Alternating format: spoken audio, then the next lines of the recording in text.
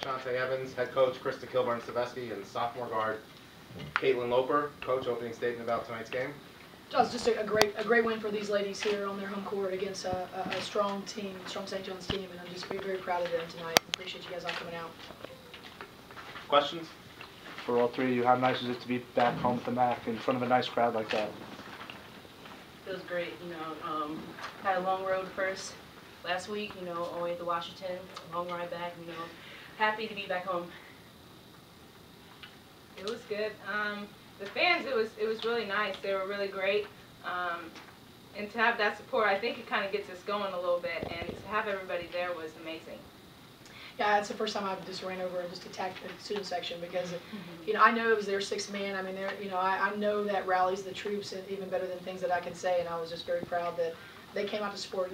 Our staff here at Hofstra, our promotions department, we've been working hard. I mean, we've been trying to focus on going out and playing Gonzaga, and then yet we're making promotional things so the wee hours of the night here. These girls are at 11:15 at night, doing things over at Hofstra USA and stuff, just trying to promote, and this is what we need to do, and we need to win, and that's I'm very proud of them to getting that W today because that helps your efforts.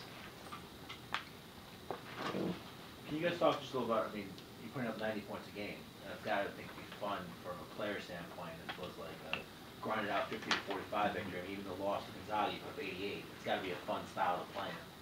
Oh yeah, I think like our offense is like made for us to score a lot, and eventually no team's going to want to run with us, so that's why we keep putting up more points. It was definitely fun, we have 90 points, that means a lot of people are scoring. It's definitely fun.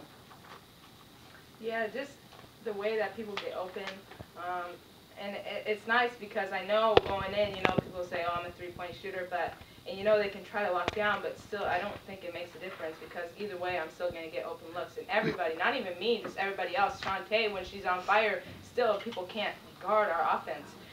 So it's definitely fun going in knowing that people are going to get wide open looks every night. Yeah, I like when I'm seeing 4 people, 5. We had 5 people at Eastern Washington in double figures, 4 in double figures tonight. I think doing some things to separate. I challenged these guys this week, and as much as that we're putting up a lot of points, we have got to play defense, and they know that doesn't let down, every week, and it's tough. I've been watching. Obviously, you guys watch a lot of basketball, and women's basketball is changing. If you watch Tennessee, it's changing, and I can tell you from that lockdown defensive mentality, we're getting 25, 30 more possessions. So I'm growing with this too, trying to understand what that magic number is. The old days of like, let somebody score 58, but we're getting almost 30 more possessions. So we still have to rebound. You still have to get stops down the stretch, and that's what we did tonight. And we've got to keep doing that. We've got to keep limiting on forced turnovers and stuff like that. And we settled down a little bit in some crazy passes, trying to get out and run. But they're becoming more aware in this offense because we will become great when these guys know how to stop these runs. It was 32 to 27, and I pulled Candace and Dre over and I said, okay, like no more threes right this second. Do you understand? You guys are coming down and throwing these things up, and you're giving them. So when they can start to take massive ownership and fill those runs, shifting and how to stop the runs and still keep pushing, that's when I know when we're going to get there. And trust me, we're going to keep plugging. We coach just as hard in wins and losses and everything else to get them to understand this, and I think they're beginning to piece it. So, getting stops, and then it's fun putting points on the board. But did you envision averaging 90 points a game over the first 3 though? No. I know you figured you'd get maybe in the high 70s, but 90. Yeah. I mean, we have a deep team. I mean, even deeper than I kind of tightened that belt a little bit tonight because I just felt like we need to. These guys need to get a rhythm. Okay, so we certainly can't pull a tune all the time. But we're good enough though to put like AO comes in tonight, plays some minutes here and gives us great minutes. And I've challenged this whole squad to like bring what value you have to the team, the value that they have when you get out there, whether it's 2 minutes or 10 minutes. Man, you need to bring it every time. AO can run, AO can fly, and she can finish around the basket. She needs to do that every time. Annie Payton can rip it. So we got to build confidence, and you got to come out because we're good enough. To answer your question, I knew we had special group, but I certainly didn't know, we'd be able to put up 90 the first couple games. So, Coach Candace Bellacchio, 12 assists to just 3 turnovers. Did you talk to her after the slow start last weekend? We did. We talked about. We even wrote on the board today, like $1 million passes. We don't need. I know those are nice on the highlight reel, but not. And a lot of times we were trying to. Especially playing a great team like Gonzaga, we were down by 8 and we tried to make like one pass that was going to give us 8 points. So I think that helped them relate a little bit, like.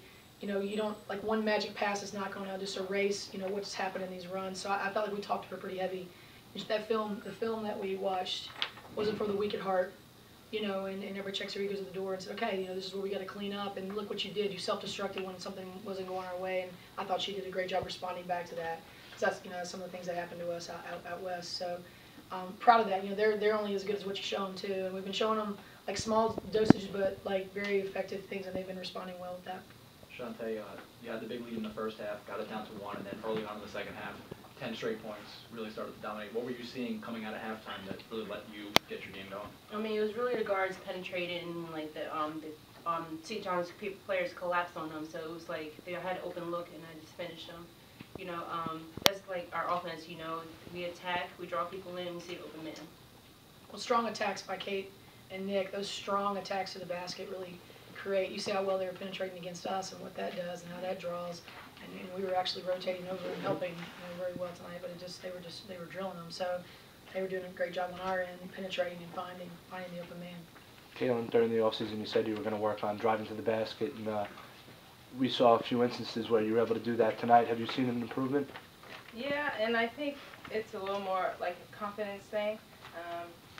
And I just have to stay with it knowing that, okay, yeah, I can make baskets, but why not try to go to the basket?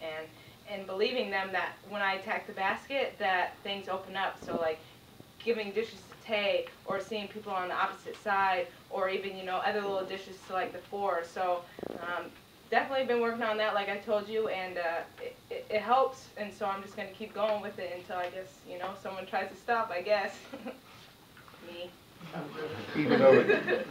Even though it started before you all got there, does it feel good to break a 9-year drought against these guys? Yeah, I happened to look at those game notes. I didn't tell these guys any of those things. I was praying that they didn't read any of those game notes. I was actually wee hours a couple nights ago when Stephen gave me the pleasure of sending them to me, and I started reading that stuff, and I just quit reading it because that was before I got here. So that was my attitude about it. You know, we've had some crazy ones, as you very well know, with the beautiful Blue Hens, you know, 26-year drought that we ended. So it's like, and at the end of the day, we got to focus on what we do, and we got to play this game and play it well. And when you see 21 assists and 16 turnovers, you know you're playing team basketball right there. That's a pretty good stat line right there. Any other questions? Coach, just you talked about the Blue Hens for a second, but I mean they beat Penn State yesterday. You guys beat St. John's. Yeah.